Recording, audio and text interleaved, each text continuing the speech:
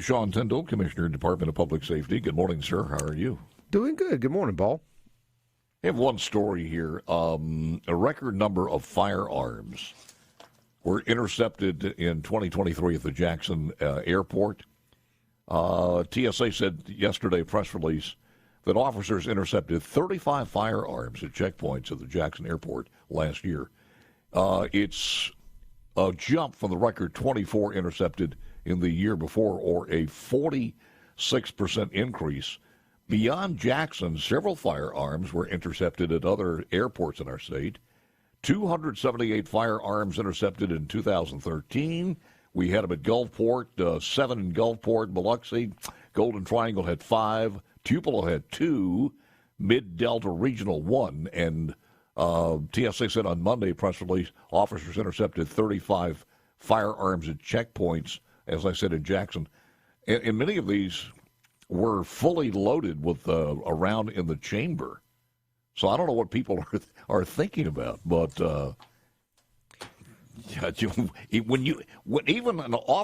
when someone who has a gun that's legal, you can't do that. No, and it sounds like they weren't thinking. They probably most of them just forgot they had it. Yeah. It's just common to them. It's part of. Look, when I go through, I won't even carry fingernail files. I mean, or anything. Just make sure you get through without any problems. But that's crazy. I mean, these days I don't even know if I can carry toothpaste. I mean, I get nervous about carrying anything. And I guess you lose that gun. I guess. Sure I know they kind of collect them. I've seen a showcase at the airport in New Orleans where they kind of show things that they've confiscated. So. Well, welcome to the program. I thank you, sir. It's been a while, and big powwow yesterday. And I think for a lot of people across the entire state, certainly in the Jackson area, we're glad that something's at least being done, or at least there's a mechanism to get some things done. Your overview of the Operation Unified is what it was called. Well, and I think the name says it all.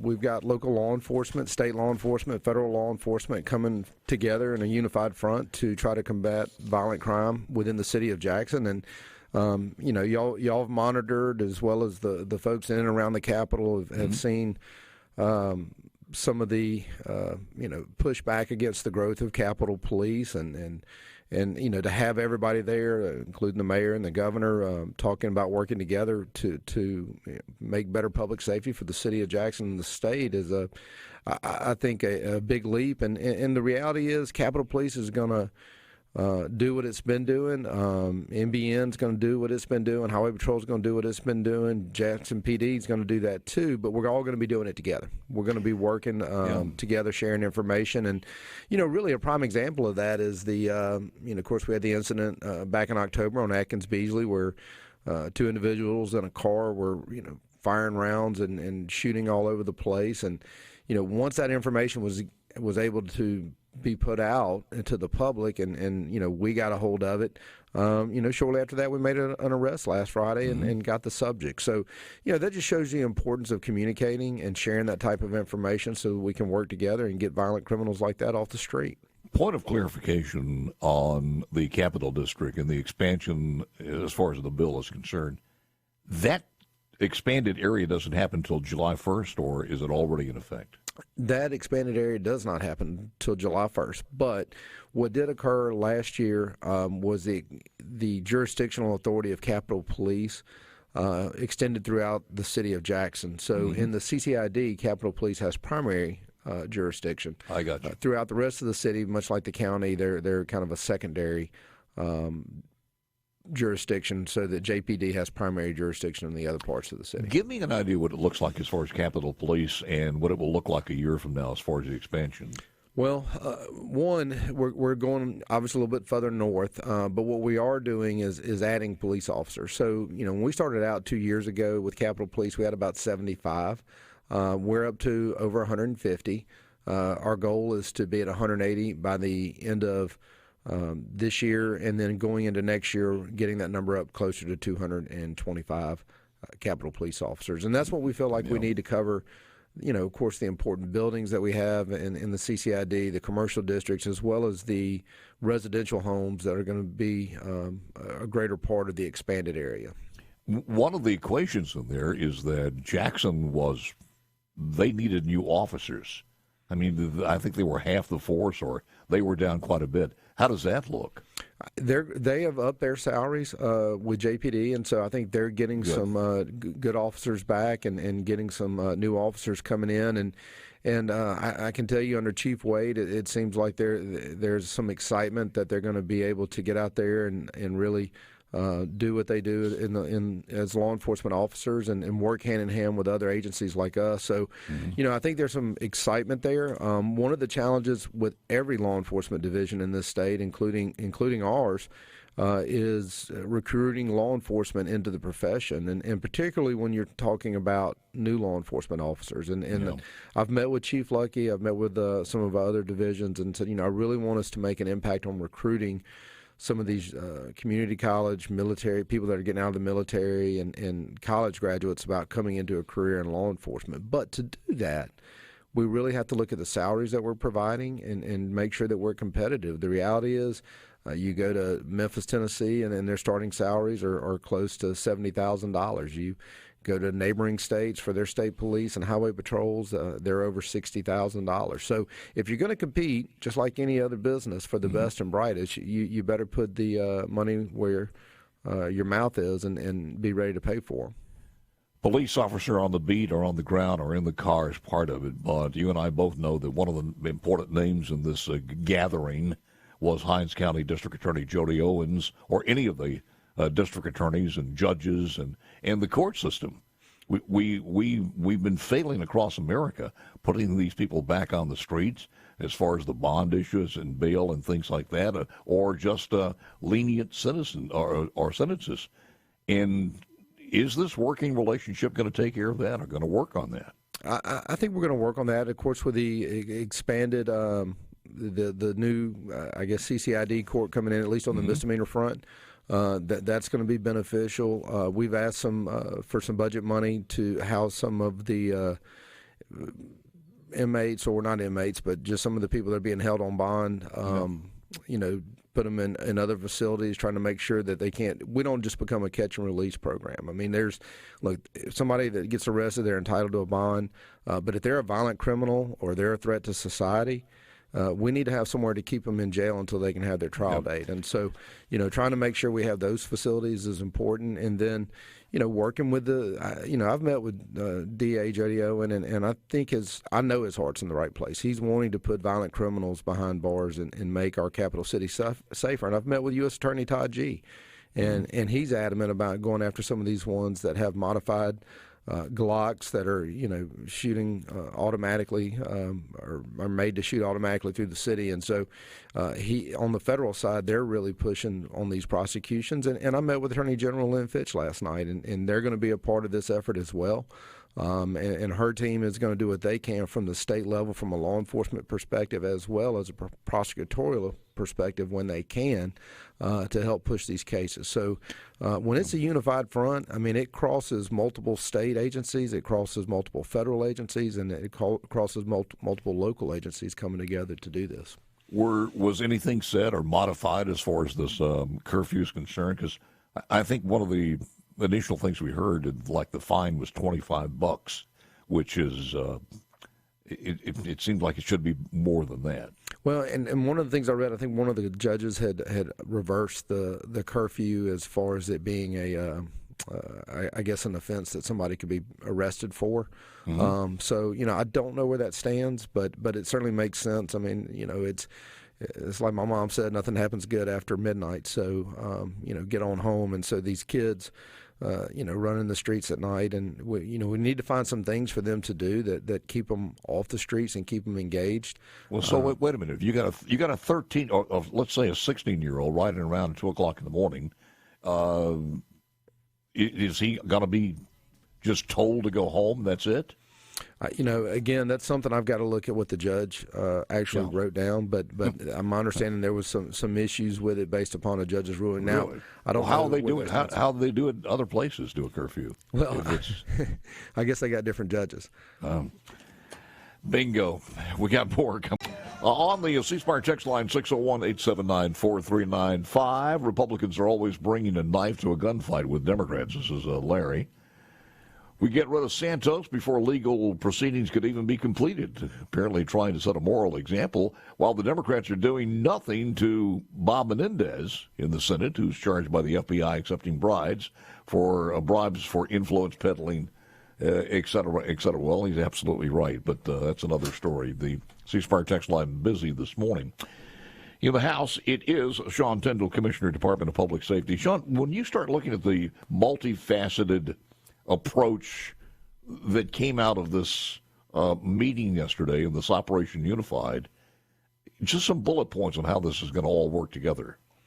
Well, it's much like what we do with any of our saturation details or task force, where we bring in multiple agencies. And obviously we're not going to go too much into the details of where we're going to be or what we're going to be doing or where we're going to assign officers. But we'll be making a concerted effort together to have additional patrols to bring in some undercover agents to start trying to get some of these illegal guns that we're finding off the streets, and make sure that criminals that felons that are in possession of firearms are being prosecuted on the state and federal level. So. That's really a big push of it. One of the things that we routinely find when we're making stops in the city of Jackson is these modified Glocks are showing up that have been modified to have the triggers switched so that they can fire in a fully automatic fashion. And that's illegal under federal law, and the federal prosecutors are seeking to move forward with those prosecutions. And quite frankly, they're just very dangerous on the streets of Jackson or any of our cities across the state. The officer that was killed down in George County recently, the subject in that case had a weapon that was modified like this and was able to fire off multiple rounds, killing the officer as he approached the vehicle. So that's a big part of it. And I'll say this: we're unified now as law enforcement, working together, trying to share intelligence, share information, and get out there and try to make these streets safer. But now it's time for the community to also be unified with us. And with that, if they see criminal activity, we'd like them to call Crime Stoppers or let us know if they happen to get video of it or they have surveillance from their house. And they can do that by calling Crime Stoppers, which is 1-888-8-CRIMES. So that's 148 and the word crimes, and they can report information and give us intelligence to go out there and help capture these criminals and make their neighborhoods safer. One of the things that's a little bit scary is as if we don't need any more sophistication on this. We heard that it's not as a lot of these kids who are 13, 14, 15, 16 years old, it's not as organic as we thought. There are people at the top who are paying them to go out and steal a truck, and it's more organized. Did you guys talk about that? We've talked about that, and we've seen that. And look, one of the big issues that we've got to address in the state is what do you do with juvenile offenders? And so back when I was a local prosecutor down on the Mississippi Gulf Coast, we had about 500 beds statewide for juvenile offenders in the state system. I think we're down to about 40 now. Wow. So when you have these juvenile offenders that are the worst of the worst, the ones that are committing violent and major crimes, you can either try them as an adult or you keep them in the juvenile system and they get back out on the street after 90 days. So we've got to find something in between, I think, trying some of these young people as an adult before they get to that level of crime. And is this part of that mission statement as far as Operation Unified is concerned? No, there's not much that we can really do about it from the law enforcement perspective. That's something I think we've got to talk to our legislative leadership. We've got to talk to the heads of other agencies and try to come up with some solutions. And part of this is the federal government and how they look at how you handle juvenile offenders and the guidelines by which you have to go by. Have really been strengthened over the years, and I think for the most part for the good. And so, but with that comes a lot more responsibility and a lot more resources have to be put towards managing them. Yeah, I think everybody understands this. When you have somebody squeezing the trigger on a loaded gun and firing multiple shots into a car, it doesn't matter if that finger is 13 years old or 35 years old. I mean, it's deadly one way or the other. And if they continue to do that, we've got to do something. This is not a new problem. This problem has been here, and it's been getting worse and worse every year as far as what do you do with the juvenile offenders. First and foremost, you have to have somebody in the judicial to do the right thing and take these people off the street. We don't want to throw them away, of course, but there has to be some consequences to this. The other part of that is we're beginning to see it in some other states, and I'm not too sure we haven't had some examples here, where the illegal aliens who've been here for just a short while are more organized than we thought. We could be seeing that in the future. Well, that's right, and the network of gangs is something that has been around, but they never really go away. I mean, you get rid of the leader, and then somebody else takes the place. So, we're again with NBN and NBI and some of our state law enforcement that has jurisdiction across the state, as well as the intelligence we get from local officials and the federal government working with us on various task forces across the state. We can try to knock down those criminal networks. What makes it challenging now is with the open border that we've had, and the members of the cartel and others that can come across or ship illegal drugs across. I mean, we've seen that with the fentanyl. Just the number of overdose deaths that we were seeing with these drugs, and it all being pushed by organized crime, really makes it a challenge when you have that open border down there. You have any bills in the legislature, or do you have some funding to go on and fund the increase as far as capital project? We no, all the money that we needed is in place for that, but what we are asking for is additional money for more Capitol Police officers and better salaries for the officers that we do have. We do have a patrol school going right now, so we hopeful that we will have at least 40 new patrol officers, highway patrol officers out on the street soon, some state troopers. We're seeking a bill to bring back mandatory or start mandatory driver's education courses. We spend a lot of time talking about school safety, which is very important, making sure our schools are secure and that we don't have, active shooters on our campuses. But the reality is we lose far more teenagers in this state to fatal car accidents than we do those types of situations. So we're routinely number one in the country when it comes to teenage fatalities on our roads, and we believe, and most studies show that if you have mandatory driver's education programs, it helps pull that back. And so we want to get off being number one in the country in that list. So we're pushing that bill. If the legislature passes it, the governor signs it, would it be able to start in the next school year?